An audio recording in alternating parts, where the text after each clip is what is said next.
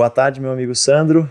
E aí, Rodrigo? Boa tarde. Tudo bom? Tudo certo. Vamos lá para o 5º episódio do nosso podcast Base Forte. E hoje a gente vai tratar de um tema que é fantástico, né?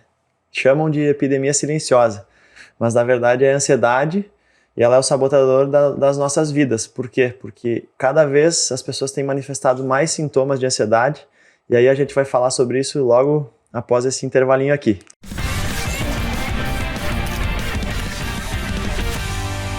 Bom, sejam todos bem-vindos ao 5º episódio do podcast Base Forte. Hoje a gente está aqui para falar sobre ansiedade. Eu estou aqui com meu amigo, meu irmão Sandro. E aí, Sandrão, um tema polêmico, né? Hoje é um tema bastante importante, né? Um tema que tem crescido muito aí na mídia, enfim, nas reuniões médicas, inclusive, né? A gente está num período pós-pandemia e houve um crescimento importante aí dos transtornos mentais, né? Inclusive a ansiedade está inserida aí dentro dos transtornos mentais, junto com a depressão. Esse período de isolamento parece aí que prejudicou mais ainda esse processo, né? Antes da gente começar a aprofundar o tema, eu queria falar desse estúdio maravilhoso que nos recebe aqui, o estúdio Soul Produções, que é um espaço muito confortável, muito bom, e tem uma notícia, né? Para quem quiser gravar o seu podcast, tem que acelerar, porque os caras estão crescendo, o negócio está bombando aqui, e o podcast também acaba sendo um canhão de comunicação, porque dá voz às pessoas, né? E aí, é o nosso penúltimo episódio aqui. A Soul cresceu e vai se mudar. Ela fica aqui na Rua Ramiro Barcelos, próxima ao Hospital Manhãs de Vento, e como a gente já está falando de saúde, agora ela vai se mudar para um estúdio maior, exatamente ao lado do Hospital Manhãs de Vento. Então, é um privilégio poder fazer parte também dessa turma aqui da Soul. E também gostaria de falar que hoje o programa tem o patrocínio do Desafio Detox 40. O que é o Desafio Detox 40? O Desafio Detox 40 é um desafio de 40 dias. A gente já está falando há bastante tempo sobre ansiedade, sobre diabetes, sobre emagrecimento, sobre, enfim, temas relacionados à saúde. E não tem nada melhor do que ter um corpo forte. E ter um corpo forte significa ter um corpo saudável, um corpo com baixo percentual de gordura, uma quantidade adequada de músculo. Na verdade, isso é saúde plena, né? Então, quem tiver interesse em conhecer o Detox 40, acessa lá www.detox40.com.br, o link vai estar aqui embaixo no YouTube, no Spotify. E para quem está ouvindo esse episódio e clicar no link do episódio, a produção falou que vai ter um desconto de 50% exclusivo para quem está ouvindo o Base Forte com desconto, nesse episódio. Então acessa lá, aí são exercícios que tu pode fazer no conforto da tua casa, só com o peso do teu corpo, e por 40 dias tu consegue ter resultados incríveis. Bom, meu amigo Sandro, maravilha. Vamos pro que interessa agora, né? Vamos lá. Que interessa. Né? Bom, tu é médico, tu tá na linha de frente nos hospitais, trabalha em emergência. Atualmente tu trabalha em quais hospitais aqui em Porto Alegre? Bom, atualmente eu faço mais a parte de emergência no Hospital Mãe de Deus. Mãe de Deus. Mas o que eu queria começar, Rodrigo, é uma pergunta muito simples, né? Para quem tá ouvindo também se perguntar, né? Tu é ansioso? Cara, não sou nada ansioso. Nada ansioso? Nada. Não te considera nem um pouco ansioso? Eu sei que o pessoal vai pensar, pô, tá de sacanagem, né? Mas, cara, E por que eu vou te responder isso? Porque eu já fui muito ansioso. E eu fiz um treino, eu descobri que a ansiedade é a nossa mente sempre no futuro, pensando no futuro e deixando de aproveitar o agora, né? Então eu comecei a treinar. Uhum. E aí, depois a gente vai falar disso, mas existem vários mecanismos que te ajudam naturalmente a regular a ansiedade. Para mim, a corrida é o melhor mecanismo de regulação. A corrida, correr 5, 10, 15, até 20 quilômetros, me ajuda muito a trabalhar a minha ansiedade, a organizar os meus pensamentos. E aí, por que eu falo que eu não sou ansioso? Porque eu comecei a fazer um exercício. Tentar sempre trazer minha mente para o presente, para o agora. E não esquecer o futuro, não assim ser irresponsável. Entendi. Mas, sabe, tentar viver o agora, aproveitar ao máximo o agora. E aí isso na verdade, me ajudou a deixar de ser ansioso. Tu é um ansioso controlado, digamos assim, de maneira natural. Eu acho que as pessoas que são muito preocupadas são muito ansiosas, né? E a preocupação é sobre algo que pode acontecer, mas geralmente não acontece. Exato. Então eu comecei a trabalhar isso daí. Uhum. E eu não me considero nada ansioso. Nada. Nada. E tu? Tu é uma exceção, né? Eu sou uma pessoa que me considero ansiosa. Por mais que eu tente controlar, ainda tem alguns momentos assim que eu costumo, né, ter um pensamento mais acelerado, eu costumo, né, me preocupar com algumas coisas, enfim, mais do que o necessário. Mas de maneira geral, ainda assim, uma ansiedade controlada. Ela não consegue dominar a minha rotina, ela não consegue afetar meu pensamento e como eu lido com o dia a dia. Mas para as pessoas entenderem, né, o que é a ansiedade, isso, de onde que vem isso, por que a gente tem isso é uma doença, isso é um mecanismo, o que é a ansiedade? A ansiedade, para começar, ela é algo natural das pessoas, né? Ter ansiedade não é ruim, né? Isso a gente já vê no dia a dia, que de repente, né, a pessoa vai se expor a algum tipo de atividade nova, um emprego novo, ou uma entrevista de emprego, uma prova, ou qualquer atividade assim que sai um pouco da rotina dela, é um normal a gente ter aquela boca seca, frio na barriga, ficar um pouco nervoso, né? Ficar imaginando aí o que possa acontecer aí nesse processo que a gente vai passar, se vai ser bom, a experiência vai ser ruim. Então tudo isso fica na nossa cabeça, algumas pessoas lidam de forma tranquila em relação a isso, né? Passam pelo processo, veem que o negócio caminhou bem, ou enfim, tentam administrar tudo o que aconteceu e acabam saindo daquilo tranquilamente, né? A ansiedade é o nosso mecanismo de evolução para a nossa própria proteção. Lá nos primórdios, né, a gente tinha que fugir de predadores, né? O ser humano acabava aí vivendo com animais maiores, tendo que caçar, tendo que pescar, e aí às vezes ele era alvo também de animais que queriam caçar o ser humano, e aí esse mecanismo surgiu, da evolução. Provavelmente as pessoas que foram evoluindo tinham um mecanismo de ansiedade mais elaborado, né? Não se expunham tanto a perigo, aquele mecanismo de perigo, né? Tu já ouviu falar no cérebro reptiliano, na mente reptiliana? Já ouvi falar, mas eu quero que tu fale a respeito disso, que eu sei que tu deve saber. Não, eu também, cara, basicamente, né, a mente reptiliana foi o que fez o homem chegar até aqui, né? Independente se a pessoa acredita que o homem foi criado por Deus ou se o homem evoluiu, independente disso, não vamos entrar nessa discussão porque ela é longa, né? Uhum. Mas a partir do que o homem pisou na Terra, ele se desenvolveu através da mente reptiliana. E o que é essa mente? Ela é totalmente voltada para a sobrevivência. Toda a evolução do homem, desde que ele pisou na Terra, se deu por instintos de sobrevivência, porque ele corria muito perigo, né? Sim.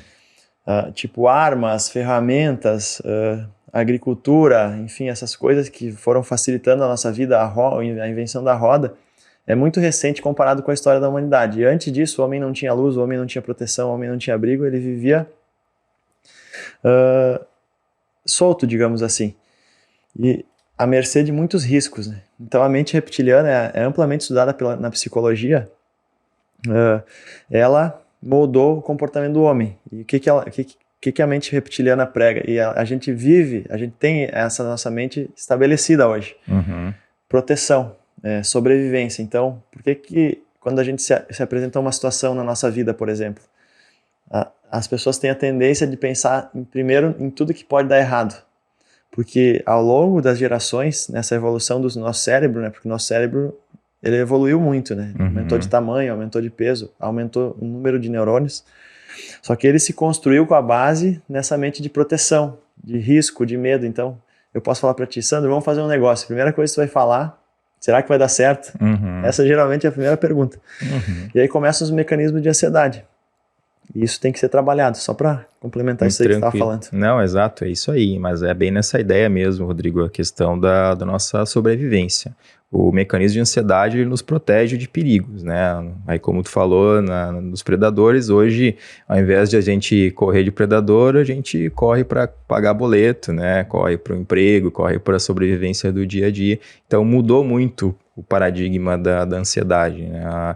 O mecanismo existe, continua presente no nosso cérebro e ele é voltado agora para outras situações. Então, a própria evolução, a modernização da sociedade acabou levando o ser humano a desenvolver esse mecanismo para outras coisas, né? Nesse sentido aí, para a sobrevivência geral, que agora hoje é o trabalho, o estudo e todas as atividades que a gente faz no dia a dia acabam, de certa forma, evoluindo com esse mecanismo. E quando que isso se torna um problema? Se isso já é natural do ser humano, né? A gente tem isso já basicamente nasce com esse processo todo e por que isso aí se torna um transtorno? Como é que se torna um transtorno? Porque começa a atrapalhar a vida da pessoa. Tem gente que... Esse é o marco, né? Então, a partir do momento que esse mecanismo começa a problematizar na tua vida, se tornar um processo que acaba fazendo com que tu perca oportunidades, tu perca momentos com os amigos, tu perca oportunidade de trabalho, que mesmo no teu trabalho tu tem um desempenho menor por conta disso, isso já pode ser caracterizado aí como um transtorno. E, enfim, a psiquiatria trabalha muito em relação a isso. Fala. Sabia que quando começou a virar um problema, no mundo capitalista que a gente vive, as pessoas são muito cobradas por produtividade. Isso pode também, dependendo da maturidade da pessoa, afetar ela, né? Tem pessoas que são muito cobradas e respondem bem à cobrança. E tem pessoas que são muito cobradas e se esvaem perante a cobrança. E aí, sabe como que começou a ser mensurada a ansiedade? Além dos fatores fisiológicos, da ciência, da neurociência, foi publicada uma pesquisa pela Harvard Medical School. E a ansiedade começou a ser um problema econômico nos Estados Unidos, porque existem milhares de pessoas que sofrem desse transtorno e a ansiedade causou um rombo nos cofres públicos americanos. Isso foi mensurado de 42 bilhões ao longo do período desse estudo. Eu não lembro o ano exato, depois até eu posso também botar nas referências ali.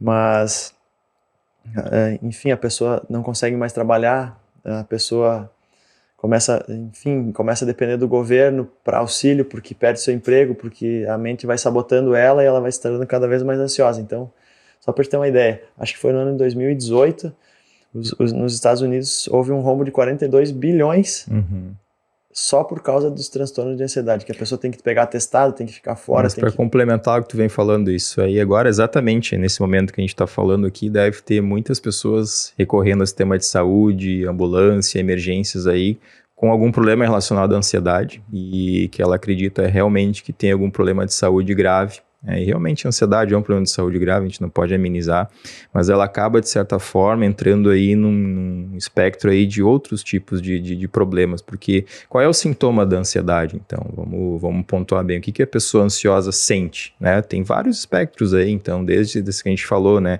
Coração acelera, a boca fica seca, tem frio na barriga, mas isso pode se manifestar ainda de maneiras piores, no caso, dores, né? A dor no peito, sensação de falta de ar, sufocamento, sensação de morte, às vezes a pessoa pode até ter formigamentos, paralisias de algum membro, algum espectro assim, simulando algum tipo de doença grave mesmo, um infarto, um derrame. A pessoa tem uma série de sintomas assim que às vezes não nos direcionam para um tipo específico de doença e elas acabam, né, necessariamente procurando um atendimento médico em virtude disso, né, pela preocupação de estarem passando por algo grave e por estarem sentindo mesmo, porque a pessoa sente exatamente o que está acontecendo, ela não finge, não é uma situação assim que ela está inventando que ela está tudo bem, está dizendo que está mal, mas na realidade ela sente mesmo, todos aqueles sintomas passam por ela, e isso aí a gente chama do espectro da ansiedade, que é um ataque de pânico. Então as pessoas acabam evoluindo de alguma forma por um ataque de pânico por já serem ansiosas, né? E tudo isso tem a ver muito com a questão cerebral, né? O nosso mecanismo que a gente chama da luta e fuga, o adrenérgico, né? O cortisol está muito envolvido nesse processo todo aí de taquicardia, de aumento da frequência cardíaca, de suor e toda essa agitação que a pessoa acaba desenvolvendo nesse processo aí de ansiedade. E outra estrutura muito importante nesse meio aí é uma estrutura que se chama amígdala, não é a amígdala que fica ali na garganta, né? A amígdala do cérebro, né? Que é uma estrutura ali que fica relacionada ao medo, né? Então, todos os medos, as experiências que a gente teve na infância, de ruins no caso, né? Então, a criança, quando chega perto do fogão, assim, põe a mão no fogo, ela tem uma experiência ruim, então ela sente dor, então fica registrado nela que se ela chegar perto daquele fogão, ela vai evitar que tocar naquilo ali de novo, porque aquilo ali já foi aprendido por ela que é um perigo. E assim a gente vai desenvolvendo medos, né? E às vezes medos irracionais, né? O medo de falar com pessoas, o medo do chefe, o medo do próprio trabalho. Hoje as pessoas têm muito aquela síndrome de burnout, né? O esgotamento relacionado ao trabalho, muito por pressão, por objetivos que tem que alcançar, metas. Então, como tu falou, essa questão do mundo aí que está voltado hoje para metas e e questões numéricas, né? As pessoas acabam sofrendo muito com isso e às vezes até procuram ajuda médica sem saber muito o que está acontecendo, né? Porque a pessoa tem medo de ir para o trabalho, a pessoa tem medo do que ela está fazendo, às vezes tem medo de errar no que ela está fazendo. Na área da saúde, a gente vê muito profissional da saúde também, que eram super dedicados, que tinham uma capacidade muito boa de resolver problemas, se questionar se realmente tinham essa capacidade, começar a ficar inseguros em relação ao que estavam fazendo, em relação ao diagnóstico, o tratamento dos seus pacientes, e acabavam abandonando, inclusive, a própria prática médica, indo para áreas administrativas ali que não tinha muita relação com a prática médica. Então, isso, como tu viu aí, como bem falou, né, é um problema, inclusive, econômico. Então, essas pessoas estão adoecendo de uma forma silenciosa, que às vezes não se entende muito bem por quê. Muita gente diz, isso é frescura, aquele lá está sempre de atestado, aquele funcionário lá é preguiçoso ou tem qualquer outro problema, mas na verdade a pessoa está em sofrimento, a pessoa está sentindo uma pressão que ela não está acostumada e aquilo estimula o mecanismo do medo. A amígdala começa a ficar estimulada e toda vez que ela se expõe àquele processo ali, ela acaba ficando com medo, com receio, e isso tudo desencadeia toda uma reação que leva ela a ter um ataque de pânico e ir para uma emergência. Né? Tu que está nas emergências, tu tem visto muitas pessoas chegarem com esse quadro de ansiedade? Muitas chegam, sim. Claro que no âmbito de uma emergência, tu não tem como avaliar isso de uma forma criteriosa. Não, isso é um ataque de ansiedade. A gente suspeita, óbvio, né? Tá dentro da nossa lista de diagnósticos, né? Pelo histórico da pessoa. Às vezes chega uma menina de 26, 27 anos, ela não tem problema cardíaco, ela não tem fatores de risco muito grandes assim para ter algum problema sério realmente cardiovascular ou alguma coisa daquilo que a gente comentou nos últimos episódios. Então, a gente acaba, né, deixando a ansiedade ali como uma possibilidade, a gente faz a avaliação geral, porque, como eu falei, a ansiedade ela simula muitas doenças graves, né? E não é só coisas leves, né? Então a pessoa realmente acha que vai morrer, acha que está tendo um problema sério mesmo, e às vezes eles chegam com sintomas bem importantes. Então acaba que a gente faz uma avaliação bem criteriosa, né? Dentro das questões de emergência, né? Bem pontuais também, para, né, evitar que a pessoa fique muito tempo ali esperando, que ela já tenha uma avaliação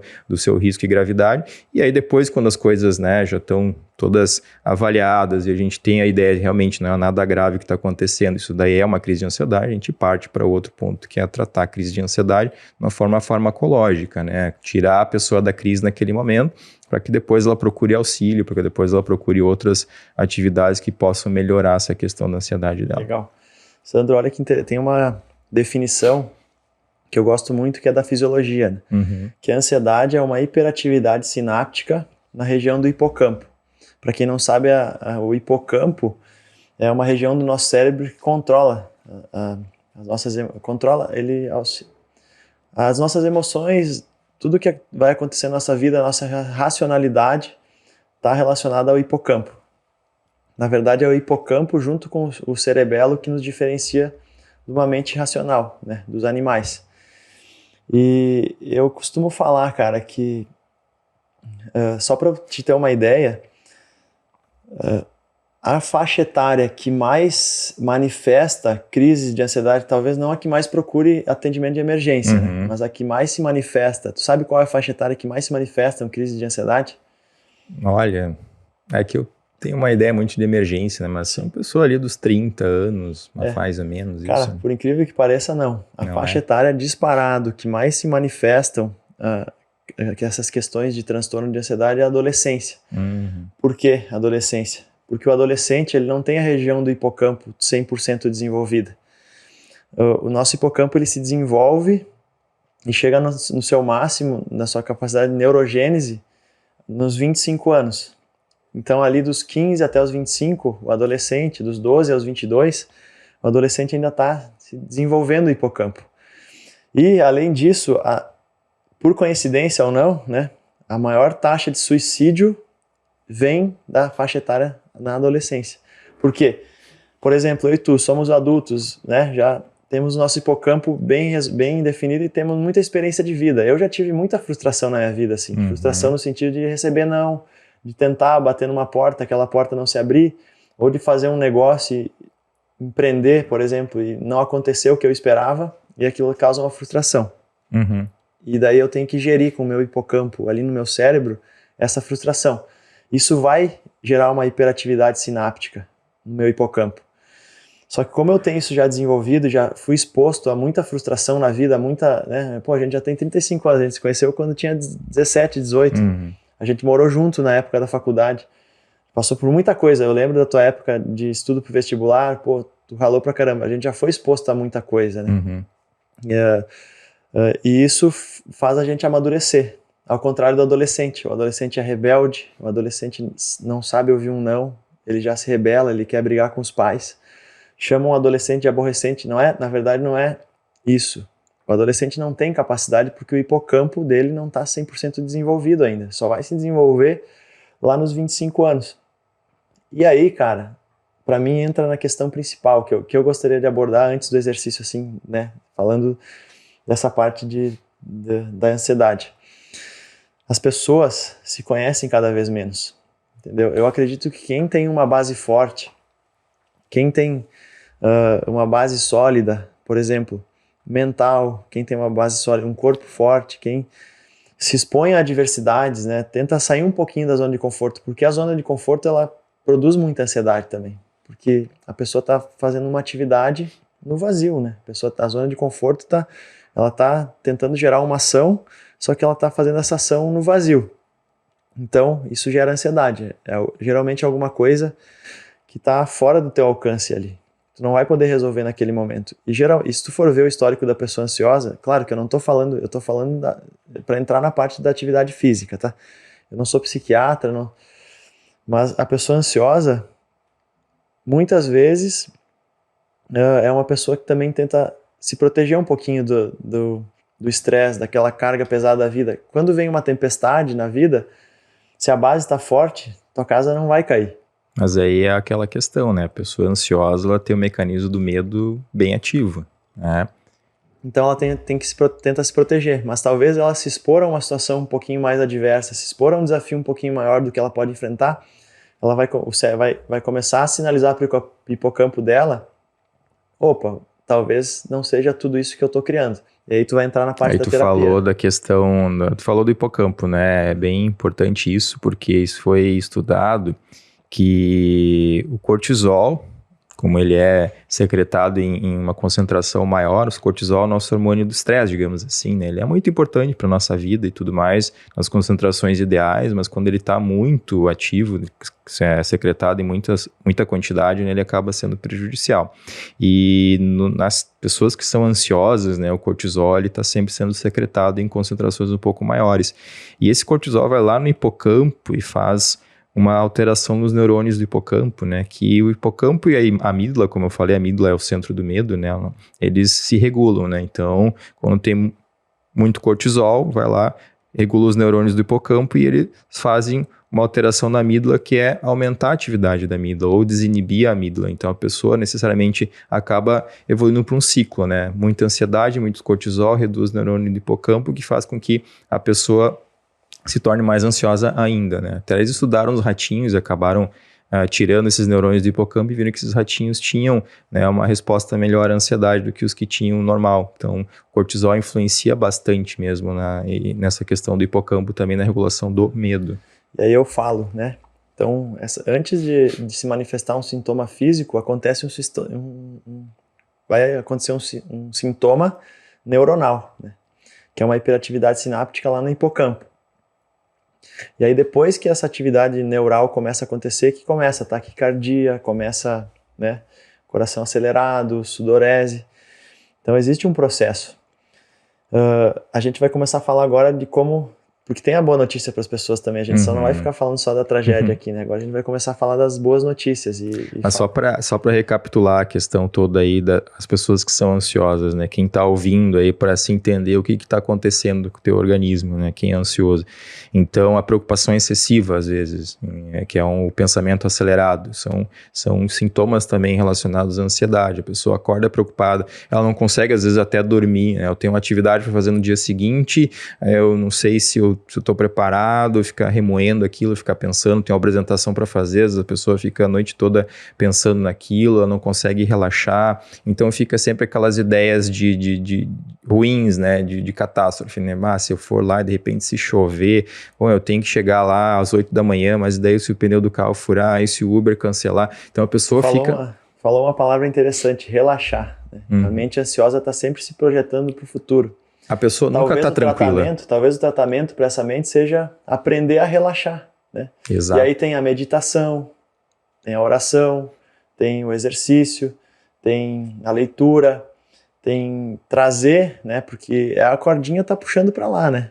Para ficar cada vez mais ansioso. Então, tu vai ter que ser o senhor, né? Tu vai ter que ser o dono do teu cérebro e começar a puxar teu cérebro para quê? Não, cara, calma, vem para cá, vamos pro presente. Agora, o que eu posso fazer? Posso respirar com mais calma? Posso, beleza, então eu vou respirar. Agora eu vou organizar os meus pensamentos. Vou meditar, sei lá, vou fazer uma oração, eu vou fazer uma caminhada. Os caras fizeram, tu falou dos ratinhos, né, dos roedores. Não é bom falar em ratinho, né? Agora não dá mais nem pra falar ratinho. Mas os roedores, na Universidade de Dallas, no Texas, em 2013, os caras fizeram uma pesquisa e eles analisaram os roedores, fizeram essa intervenção no hipocampo e eles descobriram duas coisas. Que para a ansiedade, o melhor exercício que existe é a caminhada. Né? As pessoas falam, pô, corrida, eu sou fã da corrida, mas para a ansiedade a caminhada, primeiro porque a corrida simula uma crise de ansiedade, a pessoa começa a suar mais, o coração acelera, o cérebro não vai reconhecer que está fazendo exercício. Vai pensar, pô, tô tendo outra crise, e agora? Será que eu vou morrer? Entendeu? A pessoa ansiosa começa a suar, começa a ficar taquicárdica, começa a enfim.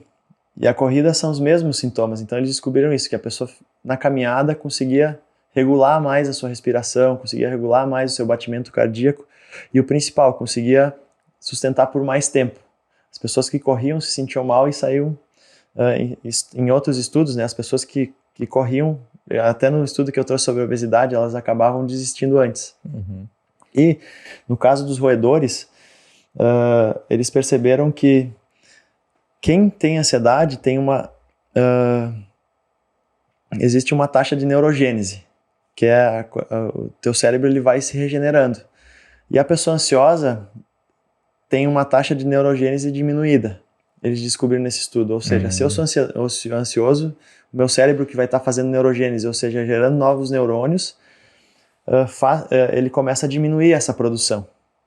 Eles descobriram isso através dos estudos com roedores. Os roedores que eles davam estímulo de ansiedade acabavam tendo uma taxa de neurogênese menor. E daí os roedores que se exercitavam, que faziam caminhada, a taxa de neurogênese aumentava. E justamente na região do hipocampo.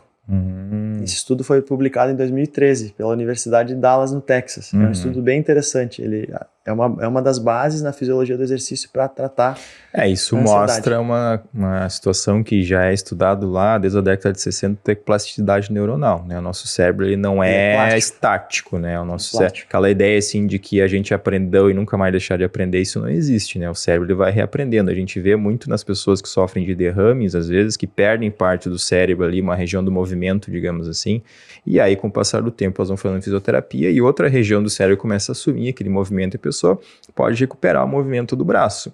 E a mesma coisa para comportamentos. Então, para questões de medo, por exemplo, né? A gente aprende na infância que aquilo ali é perigoso. E a gente vai desenvolvendo mecanismos para evitar aquilo. E na vida é a mesma coisa. Eu tenho medo daquele tipo de situação. Tem um programa no Discovery que é um jornalista que ele é meio aventureiro, aqueles caras que passam na selva e sobrevivência e tudo mais. Acho que é Bear Grylls o nome dele, se não me engano. E ele tinha um programa, não sei se ainda tem, que ele pegava pessoas com transtornos de pânico, que tinham medo a alguma situação relacionada à natureza e levava eles para se expor àquilo. Por exemplo, tinha um episódio lá que o cara tinha medo de gafanhoto. E aí o que ele fez? Ele acampou no mato e ele começou a estimular a pessoa assim, aqui tá cheio de gafanhotos, uma hora nós vamos ter contato com gafanhotos e tudo mais. E aí ele dia após dia ia estimulando a pessoa assim a chegar perto, aqui identificamos um gafanhoto aqui, o que tu acha? Aí a pessoa travava. Era um adolescente, eu acho, não me lembro como é que era a pessoa, mas a pessoa travava, assim, ela não conseguia chegar perto de um gafanhoto, né, que é um medo que para algumas pessoas irracional, mas aquela pessoa era muito real. Então ela não conseguia chegar perto do gafanhoto, e ao longo dos episódios ali, do desenrolar ali do processo, ele ia estimulando a pessoa a chegar mais perto, até o momento que ele pegou um pote de gafanhotos e botou na mão da pessoa. E aí ele segurou o pote de gafanhotos, né? E no último momento do episódio, ele pega e tira um gafanhoto daquele e põe na mão da pessoa. Então, assim, agora tu tá curado e a pessoa consegue segurar o gafanhoto. Tem um ditado que fala que ser corajoso e ser medroso dá o mesmo trabalho. E eu não concordo nem um pouco com esse ditado. Ser medroso, porque é um estado, o medo é um estado que tu deixa criar dentro de ti. Ser medroso dá muito mais trabalho, porque o medroso ele se esconde de situações estressoras, ele está sempre tentando se proteger, ele não se expõe. E o corajoso, ele vai mensurar as consequências das suas atitudes, mas acima de tudo ele vai falar, vai dar certo. Então dá muito mais trabalho ser medroso. E se a pessoa não tiver esse autoconhecimento e não tiver essa capacidade de começar a se expor, de começar a trabalhar isso através da terapia, através da respiração, através da atividade física, ser medroso dá muito mais trabalho. A gente falou aqui, que tu falou no caso, né, meditação. As pessoas entendem meditação aquela coisa meio, como se diz, do monge sentado no topo de uma montanha, naquela posição, com as mãos em cima do joelho, assim, ficando horas em silêncio e fazendo aquele barulho, assim, e contínuo. Na verdade, a meditação ela não é só isso, né? Isso é um espectro de meditação que se desenvolve, né?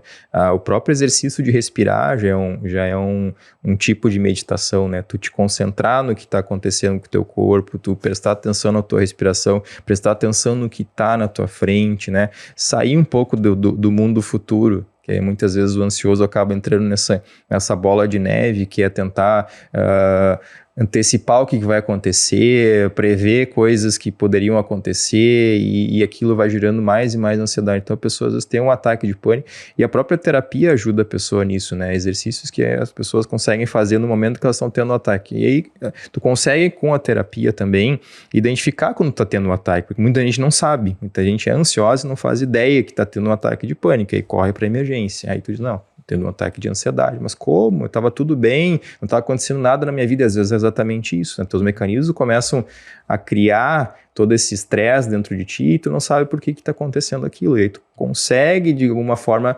regular todo o teu sistema e dizer, não, opa, peraí, eu vou tomar conta disso aqui, não é o meu cérebro que vai tomar conta agora. Aí te situa no teu momento, respira, faz um processo de relaxamento que tu consegue. Cara, agora eu lembrei de um negócio bem legal, que em 2013 eu fui para o hospital. Eu não morava aqui, mas daí eu lembro que eu até liguei para ti. Eu trabalhava num clube de futebol e era numa cidade muito quente. E aí eu lembro que aquele dia foi muito corrido, a gente tava no meio do campeonato, era o campeonato estadual paranaense, e o clube jogava a Série A. E aí eu não almocei direito, eu fui bem cedo pro clube, dei treino, aí não almocei direito, depois de tarde fez um calor de 40 graus, e quando eu saí do clube e fui jantar, deu tela preta, assim, apagou, né? Eu não enxerguei mais nada. E aí eu pedi ajuda ali pros meus colegas e eles me levaram pro hospital. Até foi um jogador, até é um jogador bem conhecido agora, me levou pro hospital. E aí cheguei no hospital e o médico, não sei o que, fez umas perguntas lá, a minha visão foi voltando, eu tava me sentindo muito mal. E aí eu não acreditei no diagnóstico. O médico falou assim, cara, tu tá estressado, né? Tenta regular teu estresse. E aí eu falei, não levei muita fé nesse médico. Daí eu liguei pra ti. Daí eu falei, Sandro, aconteceu isso. Daí a primeira coisa que tu falou, como é que foi teu dia? Tá muito estressado? Tu identificou o mesmo diagnóstico que o médico lá. Exato. E aquilo lá também serviu pra mim pensar, então eu tô estressado mesmo. Daí eu lembro que eu me privei de alimento aquele dia, porque eu não almocei direito. Peguei um sol ferrado o dia todo no campo. E aquilo lá passou uma mensagem pra minha mente, que estressora. Exato. E aí eu tive uma crise de estresse naquele dia. E pode ser, crise de ansiedade, né? E a partir daquele dia, realmente as datas batem, assim, 2013, 2014 eu comecei a tentar respirar melhor, fazer exercício, dormir bem. Cara, e aí falando assim, né, do combate à ansiedade. Não tem como combater a ansiedade sem regular o teu ciclo circadiano. Perfeito. Fica muito vago, né? Fica muito vago. Eu sou ansioso, o que eu faço? Exercício? Não. A primeira coisa que tu tem que fazer se tu é uma pessoa ansiosa é regular o teu ciclo circadiano. E como tu começa regulando o teu ciclo circadiano? Para quem não sabe, o ciclo circadiano é o ciclo de 24 horas do teu dia. É o sono, vigília. Sono, vigília. Esse é o teu ciclo circadiano. E aí nesse meio tempo acontecem coisas. Tu almoça, tu janta, tu trabalha. Então, quando tu resolve regular o teu ciclo circadiano, a primeira coisa que tem que fazer para combater a ansiedade é regular ele como? Dormindo. Tem que estabelecer horário de sono, né? Porque o sono ajuda a regenerar todas essas áreas que a gente estava falando agora, inclusive do cérebro, né? Mas como assim? Eu sou ansioso, como assim regular o sono? Exatamente, cara, bota na tua agenda, a partir de hoje eu vou dormir 10 horas, vou respeitar o meu ciclo circadiano que começa quando a luz do sol entra e termina quando a luz do sol vai embora. Então a pessoa é ansiosa, o sol foi embora, a pessoa, não, eu vou dormir 2 da manhã. Cara, o teu ciclo, tu não tá respeitando o teu ciclo circadiano. Primeira coisa que um ansioso tem que fazer é botar como meta dormir num horário adequado para o teu ciclo circadiano. A alimentação inflamatória, a alimentação fast foods, enfim, essa alimentação que é calórica e não nutritiva, ela também pode te ajudar, pode ser uma fagulhazinha que vai prejudicar um pouquinho a tua ansiedade. A gente Estimulantes também, né? Bebida energética, exatamente. Refrigerante de cola, cafeína, tudo isso. Então, o que acontece, cara? Essa alimentação tá de muito fácil acesso. E aí a pessoa fica se alimentando com estimulantes, com alimentos altamente calóricos e com uma baixa densidade nutricional. E aí aquilo ali vai gerando mais fome, a fome vai gerando ansiedade, a pessoa sempre acha que precisa comer um pouquinho mais. Então, um ponto importante, a pessoa precisa começar a comer mais carne, mais ovos, mais saladas, mais frutas, que é essa alimentação que a gente prega da base forte. Esse segundo ponto. E aí o exercício, né? Pô, faz uns 2 ou 3 episódios que tu falou sobre a tua experiência com a corrida. E, cara, eu sou suspeito em falar, porque a corrida é realmente transformadora. E a ansiedade, ela sabota a tua vida toda. E quando tu começa a se exercitar, essa própria pesquisa da Universidade de Dallas, no Texas, mostrou que uma das regiões mais afetadas pela ansiedade é o eixo HPA. O que é o eixo HPA? É o eixo hipotálamo, pituitária, adrenal. Ele regula alguns hormônios que estão muito presentes na vida de quem não é ansioso. A pessoa ansiosa não tem uma baixa atividade do eixo HPA.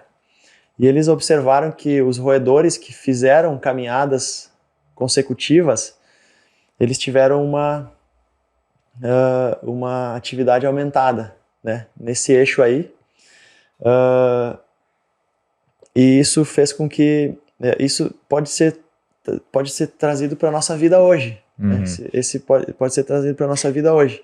A pessoa que se exercita, ela pode ter uma atividade aumentada no eixo HPA. Não, eu até vou corrigir agora, eu falei dos roedores, não, eu falei, as pesquisas observam em humanos que os humanos que se exercitam têm uma atividade aumentada no eixo HPA, que é o oposto do que acontece quando a pessoa tem ansiedade. Quando a pessoa tem ansiedade, ela tem uma atividade diminuída no eixo HPA. E o exercício faz com que essa atividade seja aumentada. Então fica aí a dica, para quem é ansioso, esses 3 pontos. Começa a regular o teu horário de sono, mas disciplina inglesa, independente do mecanismo, né, o exercício ele é assim um potencializador aí de controle da ansiedade, ele ajuda porque assim, é aquela coisa, né, como ansioso é uma pessoa que está sempre preocupada com algum acontecimento, é o mecanismo assim da hiperatenção que a gente diz, né, os 2 mecanismos, mecanismo de esquiva, né, que é evitar se expor, então por isso que tu falou ali da pessoa que não se expõe a nada, na verdade é o próprio mecanismo dela de ela evitar se expor, e o outro mecanismo é exatamente esse que a gente comentou aí, de que o exercício faz a regulação. Então, no geral, né, a atividade em si, a atividade física, acaba contribuindo de uma forma importante, né, não só nessas regulações cerebrais, e também para a concentração da pessoa. Acho que eu queria chegar na concentração, né, porque a pessoa foge um pouco aí do foco que ela está tendo, né? E tu falou muito bem do sono. E outra coisa, eu acho que libertadora, que pelo menos para mim funcionou muito, é tirar esses eletrônicos. Como é que se diz do celular que fica apitando, né? Os sinalizadores de aplicativo, notificações, exatamente isso. Tirar as notificações, né? Porque não tem nem... Hoje, né, a gente vive um mundo tecnológico, né? Do Instagram, Facebook, WhatsApp. Então, toda hora tem uma janelinha ali piscando, tem uma mensagem chegando, tem alguma coisa ali te estimulando de certa forma. E isso daí é o maior inimigo do sono hoje em dia. As pessoas não conseguem focar e dormir hoje. Então, para a pessoa ter um sono adequado e um redutor de ansiedade também, é tirar notificações do celular. Se a pessoa quer ter uma concentração mínima, né, numa alguma atividade, eu vou estudar, eu vou ler um livro, eu vou fazer alguma atividade que exige que eu tenha alguma concentração aqui, eu vou ter que tirar todos esses estímulos externos. O sono ele é treinável. Assim como a gente treina para correr uma maratona, assim como a gente treina para passar no vestibular, assim como a gente treina todo dia para ter uma empresa bem-sucedida, o sono é treinável. Então as pessoas ficam lá com a sua vida louca, cada vez pegando mais atividades ao longo do dia, a respiração 100% desregulada, que é a primeira coisa que vai ajudar a desencadear uma hiperatividade sináptica. E aí chega na hora de dormir, vou deitar e vou dormir. Não vai dormir. Não desliga. Não vai desligar. Não desliga. Então o sono é treinável, só que as pessoas vivem nessa loucura. As pessoas vivem nessa loucura, é trabalho, é o tempo todo, é agitação. E aí chega em casa, deixa as notificações do celular ligado, aí tá lá com uma hiperatividade ali, com Netflix, com o celular, pedindo uma comida no iFood, olhando o Instagram, olhando o Facebook, enfim. É uma série de estímulos pro teu cérebro, e a pessoa, vou dormir, desliga o celular, deita e a cabeça começa. Não tem como dormir. O sono ele é treinável, e as pessoas precisam urgentemente treinar o sono. Porque a nossa sociedade recupera pessoas premia pessoas bem-sucedidas, a nossa sociedade ela valoriza quem tem muita grana, ou enfim, isso não tem problema nenhum. E aí então as pessoas treinam cada vez mais para ter cargos mais altos, para ter mais grana, para ter um carro cada vez mais bonito na garagem, só que as pessoas não treinam o seu sono. E o sono, ele é treinável. A alimentação, ela é treinável. O exercício, bom, nem se fala. Bom, se a pessoa atingir isso, ter uma saúde, eu acho que isso aí seria o ideal, né? Atingir o sucesso financeiro, o sucesso no trabalho com saúde é ideal. O problema é que é bem ao contrário, né? A gente vê as pessoas atingindo sucesso cada vez mais doentes, né? E esses transtornos de ansiedade estão muito próximos aí do transtorno obsessivo e compulsivo, depressão, suicídio. Então a gente tem que ter muito cuidado às vezes com esse perfil de pessoas, né, que e muitas vezes tu nem nota, né, aquela coisa assim, não, mas ele é uma pessoa bem feliz e é divertido e na vida pessoal é um caco, né, a pessoa tem todos esses problemas aí, sofre com muita ansiedade, toma muita medicação, então toma medicação para dormir, medicação para acordar, medicação para se manter concentrado, e aquilo vira um ciclo, e a pessoa não foca naquilo que realmente importa. É importante a gente falar que a medicação ela não pode ser eterna. Nunca. O tratamento psiquiátrico para ansiedade pode ser que comece com medicação, mas também eu já ouvi falar e já li alguma coisa a respeito que tem que haver até uma investigação antes de dar o medicamento, porque às vezes a pessoa está ali já intoxicada de medicamento. Então tem que fazer uma investigação geral na pessoa, não dá para, chegou aqui, tá isso, toma esse remédio. Antes de tu prescrever uma medicação, tem que fazer uma investigação sobre essa medicação. Se a pessoa está preparada para receber. O importante é ver a vida da pessoa, né? Se ela tem condições de mudar essa parte da vida dela, que é a rotina, se ela consegue dormir. Às vezes o cara ali é empresário, não, eu tenho reunião até às 11 da noite, chego em casa à meia-noite, passo no fast food, pego a comida e vou jantar. Então vai continuar ansioso, vai continuar sem dormir, vai continuar vai ficar dependente de medicação. Vai continuar com a medicação ansiolítica, sei lá como é que é o nome disso. É isso aí. A pessoa vai ter que abrir mão, não dá para ter tudo na vida, né? Então talvez vai ter que trazer a reunião um pouquinho para mais cedo, ou vai ter que abrir mão daquela reunião.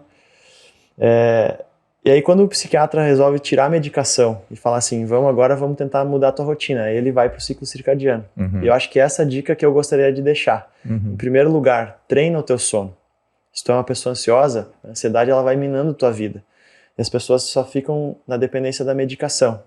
Não, começa a treinar o teu sono, começa a ser inglês no horário de dormir. Mesmo que eu não tenha sono, às 10 eu vou deitar. Eu faço isso, por isso que eu tô falando, funciona. Treina a tua alimentação e começa com urgência te exercitar. Para ontem, começa a fazer caminhadas leves, porque a caminhada vai regular a tua respiração, a caminhada vai regular os teus pensamentos também, enfim, vai regular os teus batimentos cardíacos. Tu vai começar ter uma percepção melhor do teu corpo, do teu cérebro, e aí isso vai fazer com que tu comece a regular de uma forma natural essa ansiedade. Mas treina, mas faz, porque a gente fala, eu canso de falar, cara, tem muito aluno que não dorme, que tem problema com sono, eu falo, o que tu fez ontem? Pô, eu fiz um churrasco, tomei um monte de cerveja e depois fui olhar o celular. Não vai dormir, entendeu? Infelizmente tu não vai dormir. O sono é treinável.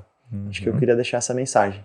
E eu acho também outra coisa, pra gente também encerrar aqui em relação ao tratamento da ansiedade, falando agora, né? Terapia, eu acho uma opção bem válida para quem consegue fazer terapia, quem tem acesso à terapia.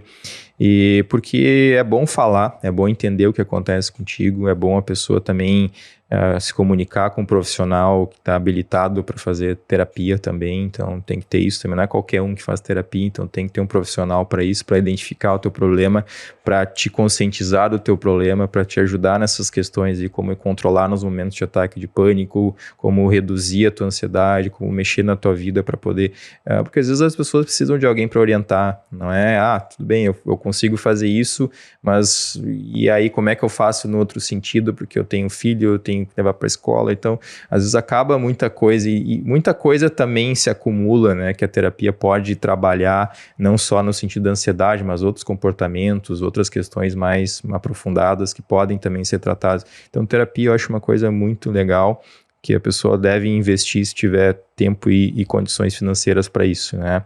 E eu acho que da parte aqui da atividade física, sono aí, parar com a questão dos eletrônicos, né, antes de dormir. Acho que isso é uma mensagem bem bacana.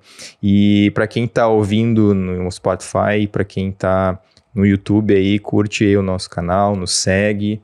Quem está no YouTube aí, se gostou do assunto, deixa seu like, porque é muito importante aqui, a gente está fazendo um esforço aqui toda semana para tentar trazer conteúdo de qualidade. A gente sabe que a internet é um mundo de entretenimento, né? Muita coisa vazia aí está sendo trazida aí todos os dias, então se a gente conseguir difundir conhecimento, difundir uma base forte entre as pessoas. Difundir assuntos, enfim, que sejam do interesse da população, que possam melhorar a vida das pessoas, isso para nós é muito importante. E para quem quer nos apoiar aí, siga nossas redes. Quem quer saber mais sobre algum assunto particular, aí deixa seu comentário, mande para a gente comentário. Quiser também contribuir com algum assunto, pode deixar ali nos nossos canais na internet, que a gente vai seguindo e vamos trazendo cada vez mais assuntos para a melhoria da população. Se a pessoa está assistindo no YouTube, tem um botãozinho ali inscrever-se. Aí toda semana vai ter um episódio, então ela vai ser a primeira a receber essa notificação. No Spotify tem como saber se tem novo episódio também, tem que botar em seguir. Isso é muito importante pra gente. Tanto se inscrever no canal e seguir, e o principal, esse conteúdo que a gente está compartilhando aqui, muitas vezes não se encontra nem em lugares especializados nisso, assim, toda essa riqueza de atividade física, da parte médica. Então, se tu conhece alguma pessoa que tu sabe, que é teu familiar, principalmente familiares que sofrem com ansiedade, ou daqui a pouco, sei lá, teu filho, ou teu pai, tua mãe, encaminha esse vídeo para ele, encaminha esse podcast, que eu tenho certeza que vai ajudar demais se ele começar a regular o sono, se ele começar a se alimentar um pouquinho melhor e começar a se exercitar, já vai resolver grande parte dos problemas. E se ele for para terapia cognitivo-comportamental, a famosa TCC, vai ajudar muito também. Então, compartilha lá e até o próximo episódio. Obrigado, até o próximo.